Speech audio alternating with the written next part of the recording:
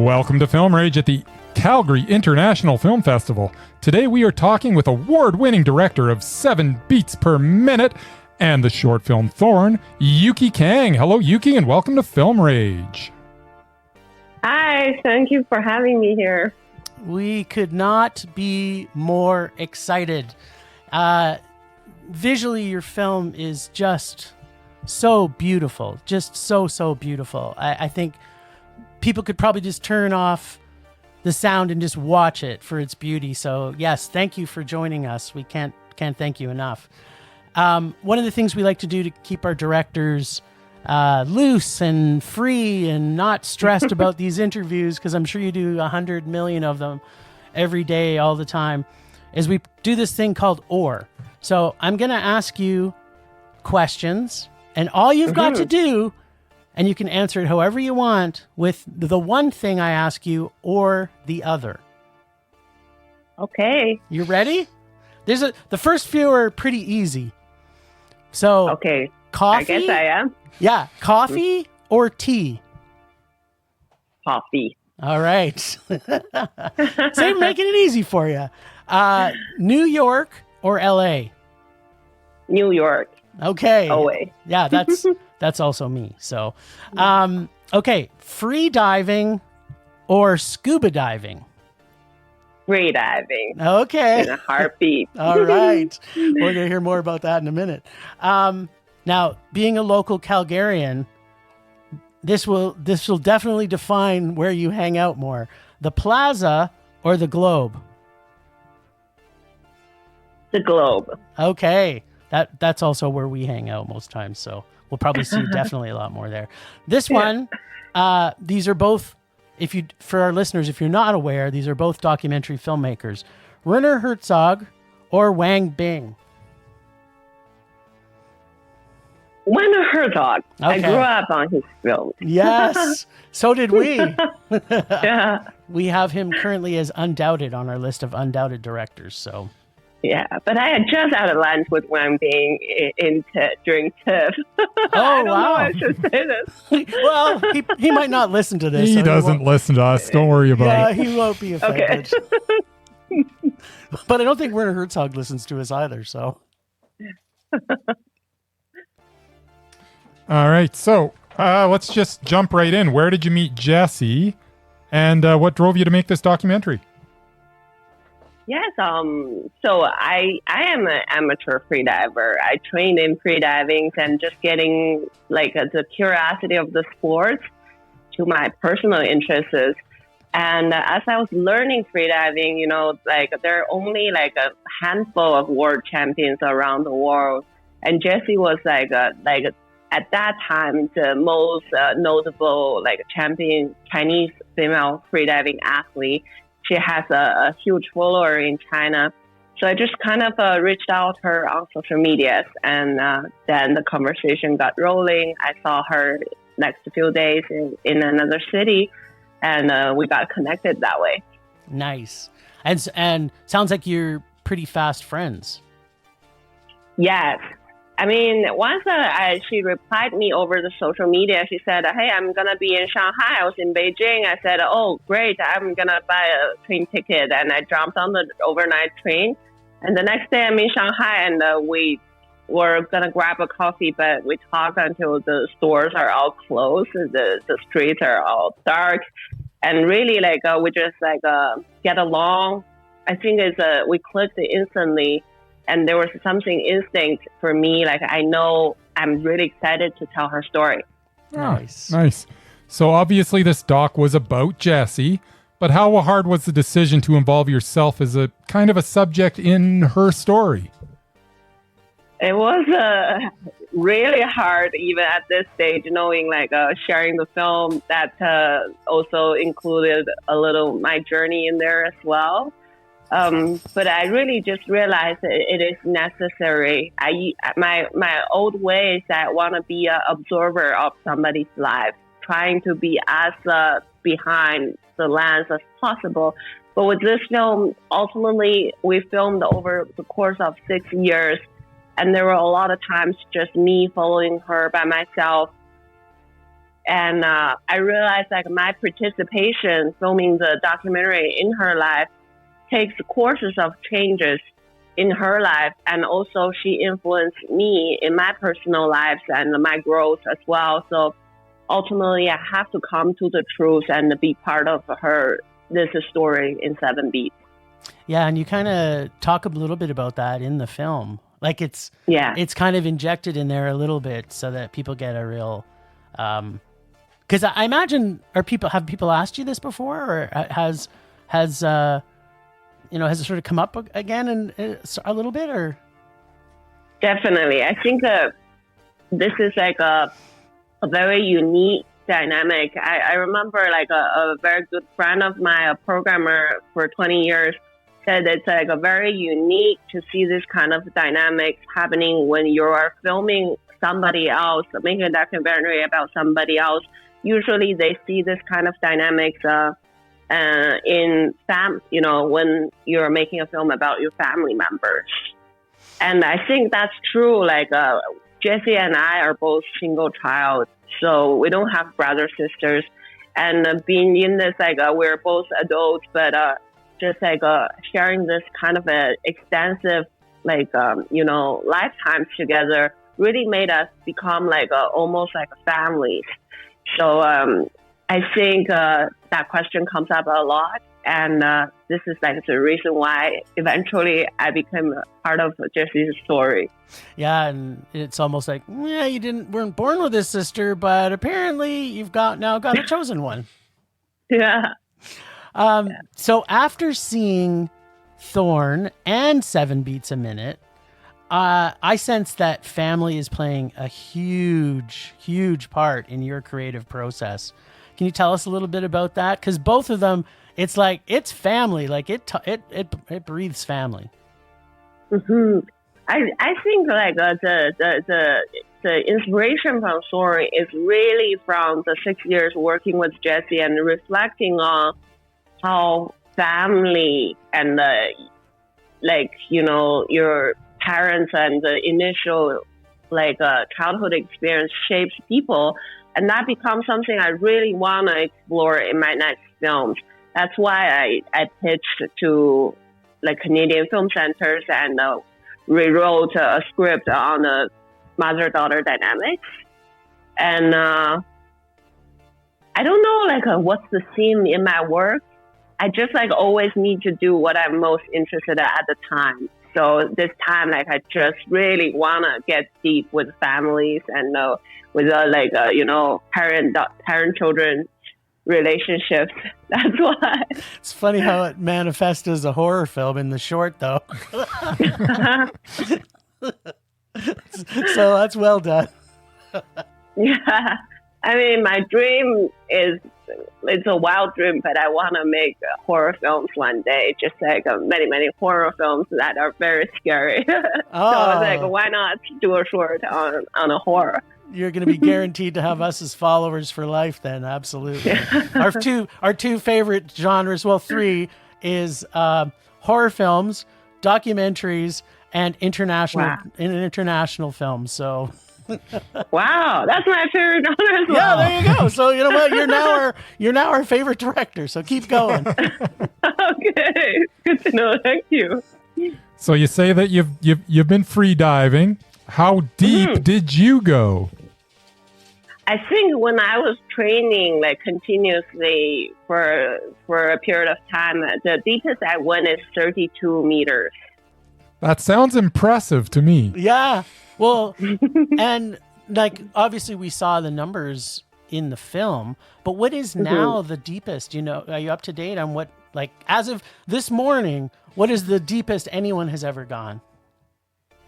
I think there are different disciplines. So there are freedivers using different device went down to 200 meters in the past. But they have a elevation kind of a device. The device takes them down, and there's an air balloon taking them out. Those are extremely dangerous. In the past days, people started dying. So that discipline has been completely, squashed from the competitive sports. Right now, with one single breaststroke, I think 132 or 33 meters is the current world record, which is very, very deep. Wow. Like that just blows my mind, actually. It just literally does. Like, wow. It is. Humanly, it's so hard to imagine, they can do that without taking any extra oxygen source. Yeah. Wow. That's incredible. So obviously there's a lot of emotional feelings that go through this film as Jessie is going through her spiritual awakening through this doc. What, we talk a little bit about the family dynamic, but what impact did it have on you and your spiritual awakening, I guess, as being a participant? Definitely. I think Jessie's experience is not a singular experience. It's very much a common among the kids grow up in my generations. Either verbal or physical violence. Those are just how parents raise their kids up. So before I met Jessie, I never knew those things were harmful for us. I never, even took the chance to look back at my childhood experience. So because she had that awakening through her accidents, she keeps talking about it and make me to think over those experiences. What has that done to me, and what does that mean for my future? Do those things still impact my day-to-day life? And that really opened it up another conversation, even go back to my parents and stuff. I think that was just a gift that Jessie handed to me and to many other audiences. Yeah, for sure. It does put the feels into you, for sure. Absolutely. So what exactly are the responsibilities involved in being one's safety buddy in freediving?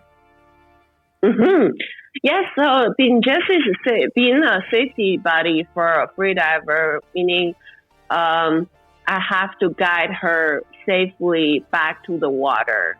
So when Jessie tells me a depth she's gonna go down, I need to count the times when I'm gonna meet her in usually 1/3 of the way of her entire dive.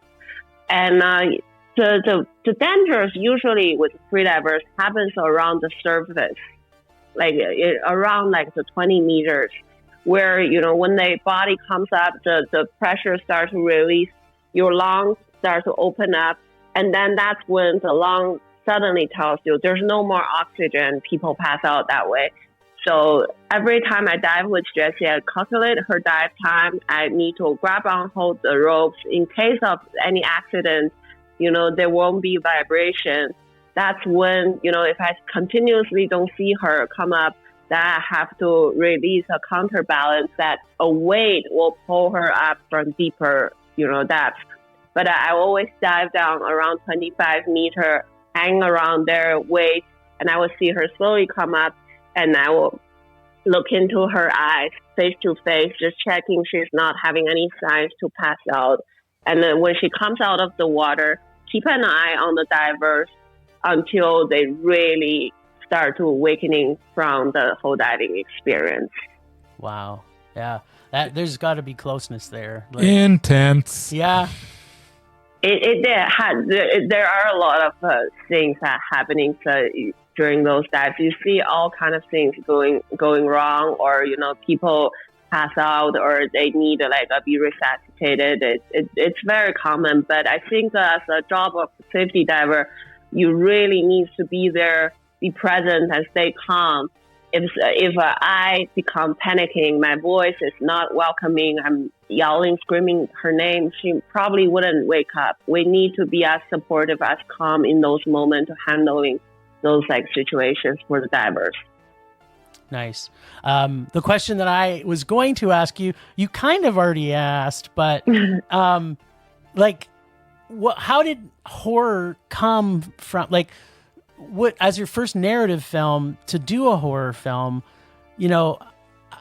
is it your love of horror from the past, or how did you fall in love with horror, I guess? I grew up watching a lot of age-inappropriate films, I guess, because in China, a lot of free time. That time, internet wasn't like a big thing, so there was like a DVD shops, and I just there's like this owner.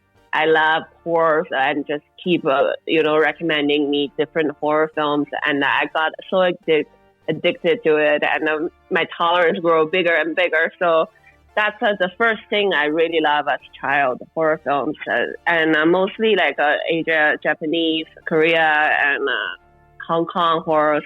Yes, those are those are our favorites as well. What was your gateway film? Like what was the film that you went, oh my God, why am I not watching this?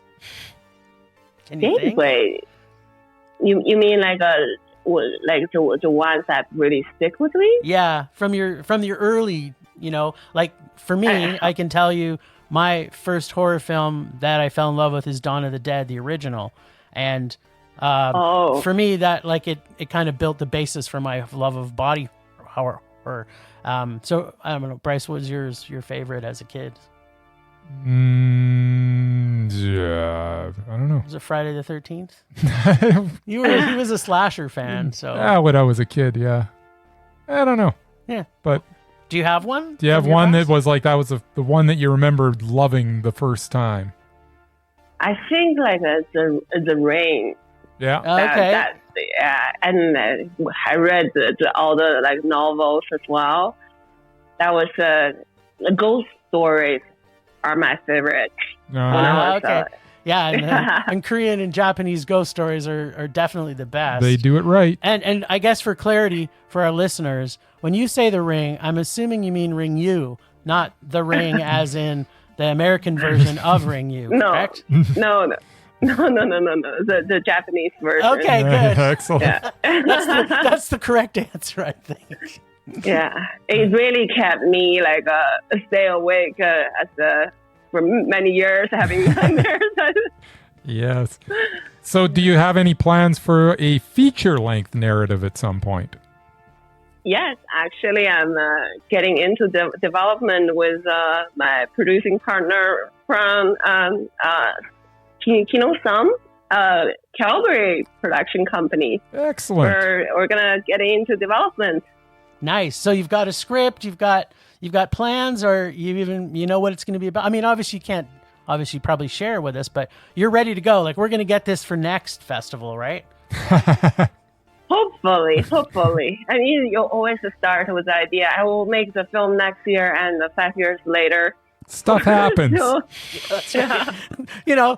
6 years later, you've become a free diver and you're living in Hawaii. Yeah, so at some point I thought about maybe I should become a realtor, go to somewhere. Nice. How did you get connected to NFB? NFB, after I finished my first film, so I already connected with the NFB producers. So when I was working on this film, I really thought I could bring this film to NFB. And that time, Anita Lee is in Toronto office, and somebody brought the film to her. And she's a really groundbreaking producer, and that she really believed in the story and in me. That's how she brought me into the NFB, brought this story to NFB. Yeah, wow. As a Canadian, NFB is just, it's so important to our culture. Right? Like it just really is. Films that a lot of us grew up on wouldn't be there without NFB. So yeah, we're thankful that you guys met for sure. Yeah, so I was saying like when I first immigrated to Canada, everything was new, everything was foreign, and I started to watch a lot of Canadian films, and I started to notice that eyeball logo of NFB. I don't know what that is, but I started to recognize with that logo, it's always a good film, a good like a indie film or animation. Now I know it's NFB, but that was like my first experience, like recognize Canadian cultures. Yeah, it's a pretty iconic logo, right? Like you think of, you Yes. know, internationally known, that logo is just so cool. Yes, I love that NFB logo. Nice. So this one's a little bit of a tongue-in-cheek question, but is Thorn a little bit of a self-portrait of you and your mom? I think every film that I do, even my documentaries, like my first one about a little 5-year-old monk lives in a monastery in Nepal, it always had something personal in me. That's why I chose the subject matter. Definitely in Thorn, there's a lot of reflection on mother and daughters. I would say there's a lot of my understanding in mother-daughter relationships that are reflected in the film. But there's also a lot of imaginations and the taking from all the cases studies that's going to get expanded in the future and going to a very, very crazy and wild ending. Yeah, the ending is brilliant, by the way. I thought the ending was just fantastic. Thank you. It was I wrote the script in 2 days, and I thought I wanted something a little wild. Well, nailed it. So this is like, it's a huge feat to have 2 films playing at any film festival. So, you know, we're glad that, you know, we're so heavily involved in CIFF and they're coming. But so are you planning on bringing 3 films? Are you going to do 3 films next year at CIFF? Or as 4? Maybe 4. Can you double what you did this year? Wow. I wish. I think I'm at a place where I realized it was a bad idea. I was last year literally doing Thorn, doing 7 Beats and another documentary. I realized, you know, as a creator, you do need a space. You need to set aside. You can't do this. That's never. I think I will be 1 film at a time. You have 7 projects running at the same time with different shooting schedules. You basically sleep 2 hours a day. Yeah. And yeah. No, go. What were you going to say? No, I was just saying like a die from exhaustion probably before any of the films finished. So is there anything that we haven't asked you that maybe you're burning to tell our listeners and people for CIFF?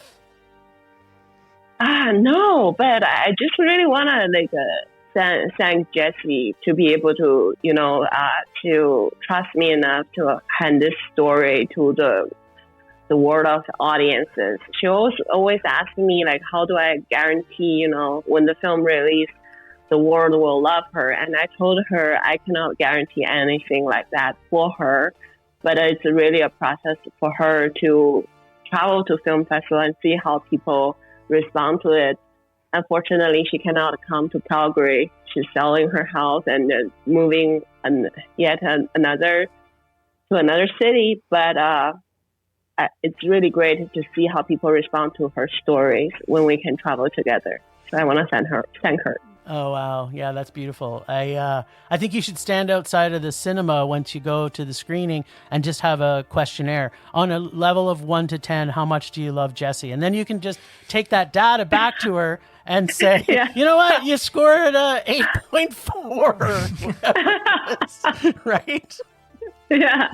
But if it's below 5, then don't give her the data. Just say, you know what? I didn't know. I did. You know, I wish I kind of knew, but you know, anything above 6. I lost the bag. Yeah, exactly. No, the data, like it's corrupted, you know, USB, whatever. Okay, so can you tell our listeners, you know, where they can find you and where they can worship you from afar, like we do here at Film Rage? You can find me on my personal website, yuqikang.com, yuqikang.com. And also my Instagram is Yuqi Kang. You can find me on Instagram as well. Awesome. Yeah, and we'll post those links in our episode. So thank you like so much for joining us. We're glad to see Calgary films making it into these festivals and just keeping content moving. Your film is shot beautifully, both both films are shot beautifully. And we're so happy that you're going to be doing this for years to come. We can look forward to what you're doing. So thanks, Ragers, for listening. Tickets are available for 7 beats a minute at CIFF. Per minute. Yeah. Did I say a minute? I keep thinking. I don't know why a minute. It's 7 beats per minute at CIFF. And CIFF is found at ciffcalgary.ca. So the first showing is Saturday, September 21st at 6:15 p.m. at Contemporary Calgary Dome. The second showing is Friday, September 27th at 5 p.m. at Chinook Theater 15.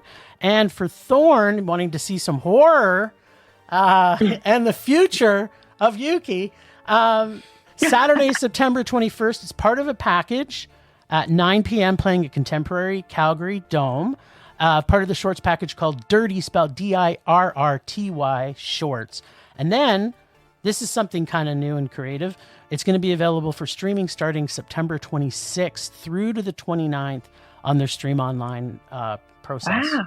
Yeah. So wow, that's exciting. Yeah, I'm super excited too. I want to go see it now after the festival or later in the festival when we got time. We're going to go in and start streaming a bunch of stuff. Find us on social media at both Facebook, Twitter, Instagram at Film Rage YYC. Check out everything Film Rage at filmrageyyc.com.